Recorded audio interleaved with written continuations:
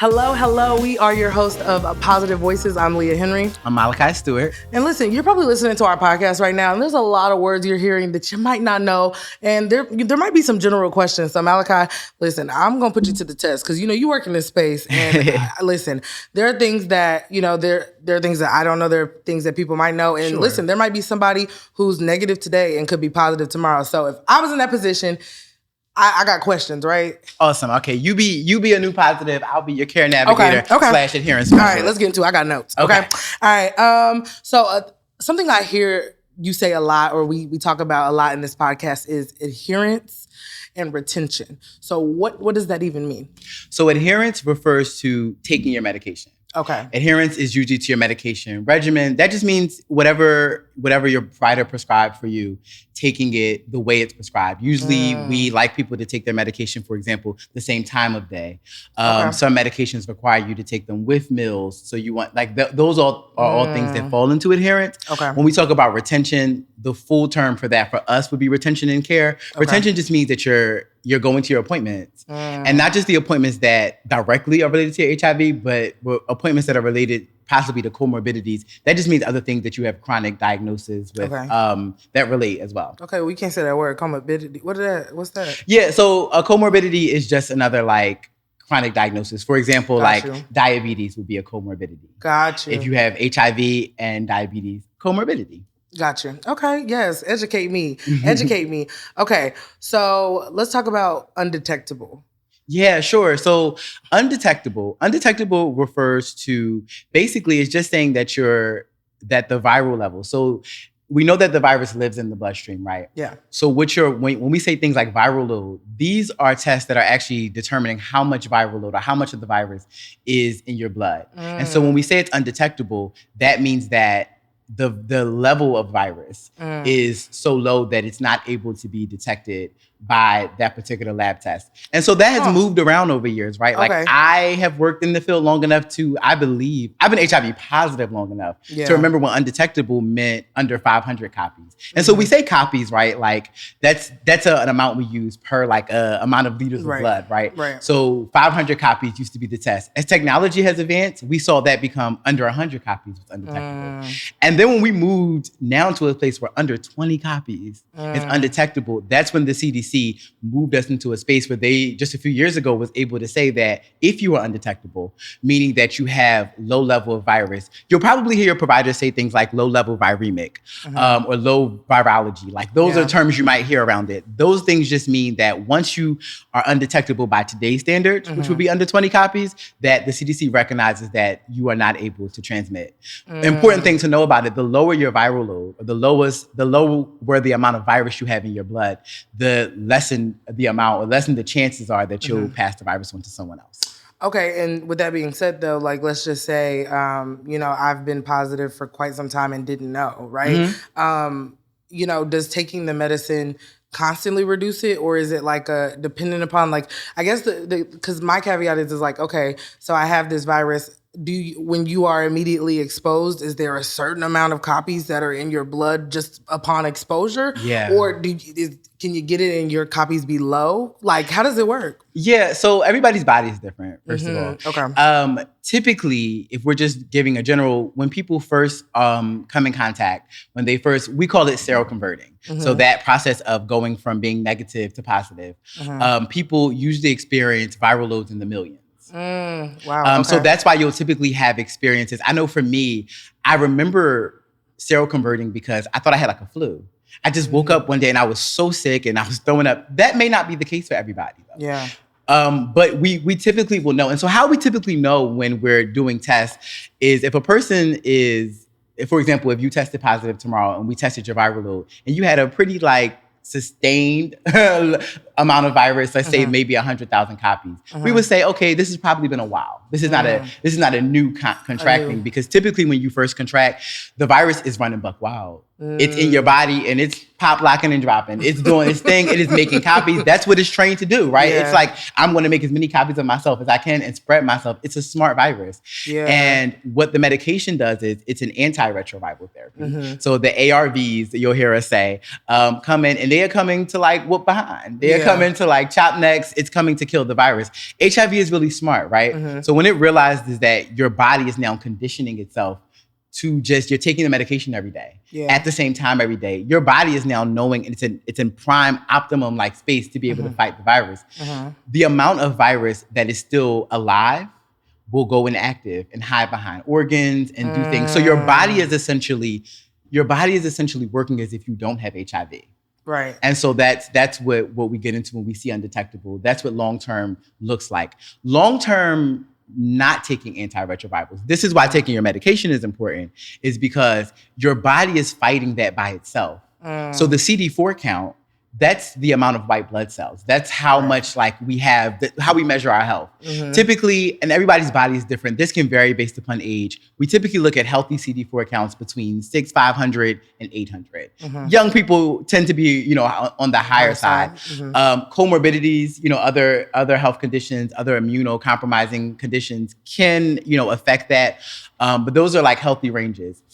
What happens when your body's constantly fighting it by itself is your CD4 count, your immune system. That's what you think about your CD4 count. That's your immune system. It's taking hits. And so that number constantly is low. That's how we measure the health of the person. So the viral load tells us what the virus is doing. That CD4 count tells us how healthy you are and where you are in progressing. And so to move into that, right, you hear some people talk about AIDS. AIDS was a term that signified that your CD4 count, your immune system had went below 200. Typically, that's important to know because that's when your body is not able to fight off what we call opportunistic infection. Those are infections that come in because they see a chance. Sounds exactly what it sounds like. If you date somebody and they're opportunist, these infections are opportunists. When they see an ability to come in. So those are things like pneumonia. If you may have watched some old movies, like the Ryan White movie, Philadelphia, you see like these conditions or cancers and things that have nothing really to do with HIV itself, but they come in because the immune system is so weak now. Every little thing, every cold, everything now becomes extreme. I don't use the term AIDS. I know a lot of providers that I know, we don't use the term anymore because as we're moving into a time where medication is so much different, you could at your worst have been at 200 in your CD4 count or even below. I have seen patients go from a single digit CD4 count. I'm talking 2, 1, 4. And in a couple of years, sometimes even in a year, not only are you virally suppressed, not only are you undetectable, but we see that CD4 count climbing back up to healthy spaces, climbing back up to 400, climbing back up to 500, bringing you out of the AIDS range. A term I like to use for it is more advanced HIV. That's more politically correct, right? Yeah, and it is more, I think it's more it carries less accurate. stigma. It carries less stigma, and it's more accurate as a snapshot of where you are today, but where you can still go. I think that there was definitely a time where if your CD4 count was under 200, that was it. And we don't live in those times anymore, thankfully. Like it was hard. I will say, working with patients, the hardest thing to bring back is your CD4 count. That's why we are always encouraging people, because that's your body, right? That's your immune system. That takes a little bit of time to build back up. The viral suppression, honestly, if you're taking a robust medication as prescribed, we'll typically see that viral load go down pretty fast. Usually within 3 to 6 months, you're able to achieve suppression. But the CD4 count, that just takes as long as it's going to take. And things that aren't on our side, right? Our age, our comorbidities. So Yeah, okay.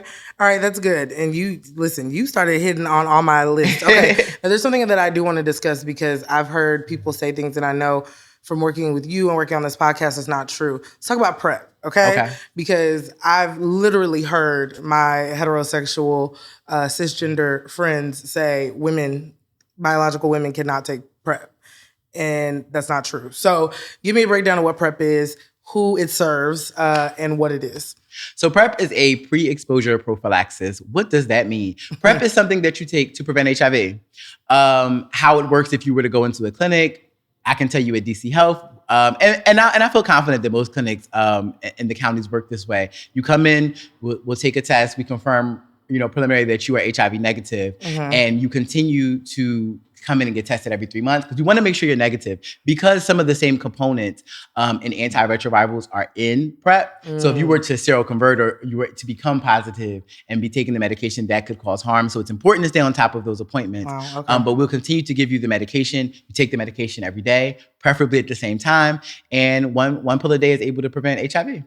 Yeah. And I think honestly there has to be like a better conversation about PrEP. I feel like in the same way that, people are told to take birth control if they're having sex, should be the same way that we're pushing PrEP, for across all spectrums, just because honestly speaking, like, it's a protective measure. If you take birth control, if you don't want to get pregnant, take PrEP if you want to avoid HIV.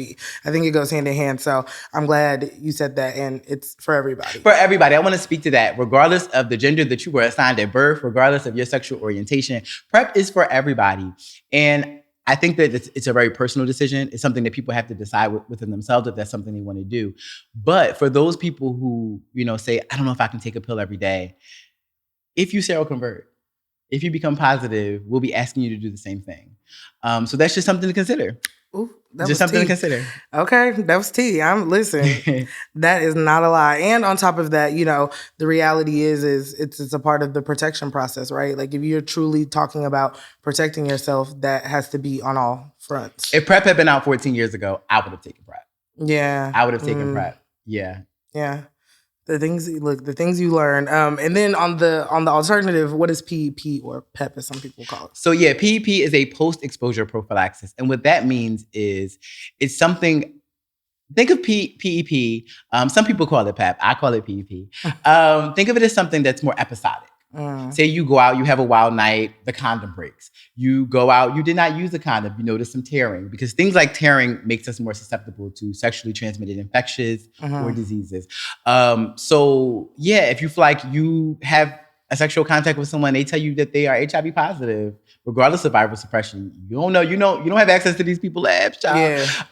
And so those are places within 72 hours. If you catch it at that time, you are able to contact us. Please contact us. Listen, if you are not watching this right now on dcenshiv.org/podcast, please go to dcenshiv.org/podcast and also click on the side. You'll see a resource button where we can get you connected with PEP. Yeah. These are really important services. There are plenty of PEP hotlines that can get you connected super fast. It's a medication that you just take afterwards to lower the chances, and it severely lowers the chances, somewhere in the 90th percentile, that even if you have been exposed to HIV, that you will not seroconvert.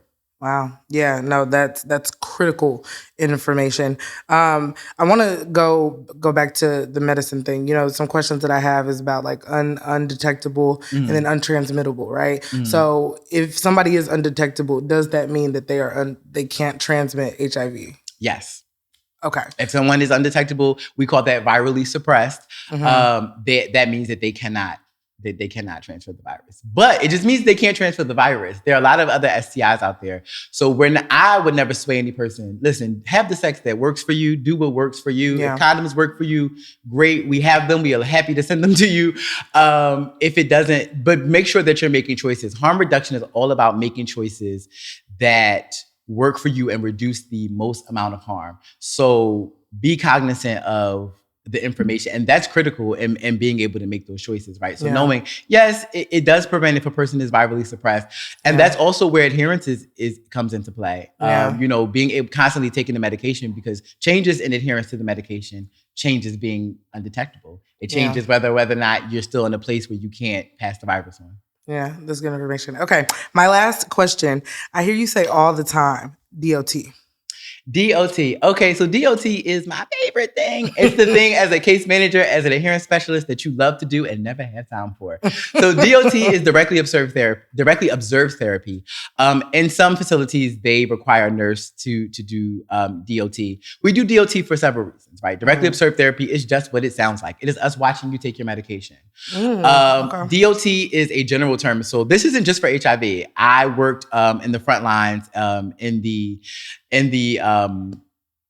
infection unit for COVID, actually, and we did DOT. We would watch people take their medications every day. Get on this camera, let me see you take it. That's usually how we did it as retention specialists. You don't have time to go to everybody's house and watch them take it. Right. But DOT is really helpful for people who sometimes have adherence issues. Sometimes you need someone to be on you. You need an accountability partner.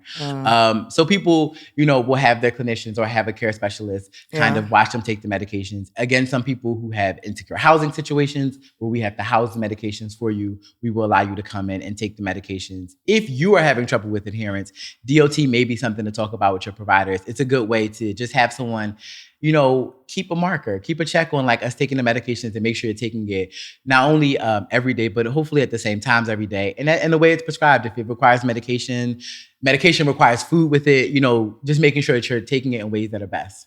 Yeah, absolutely. Listen, Malachi, you done got me caught up. So listen, now you can go watch every single podcast because you'll know exactly what we're talking about moving forward. I had questions. I know you had questions, and Malachi is our resident expert. So thank you again for getting me up to date. And again, watch all the episodes out right now of Positive Voices because we're telling stories, we're educating, and we're keeping you informed. So thank you so much, and go listen right now. Bye. Positive Voices is produced by Chris and Tiana. Our production team is led by C3 Creative Agency.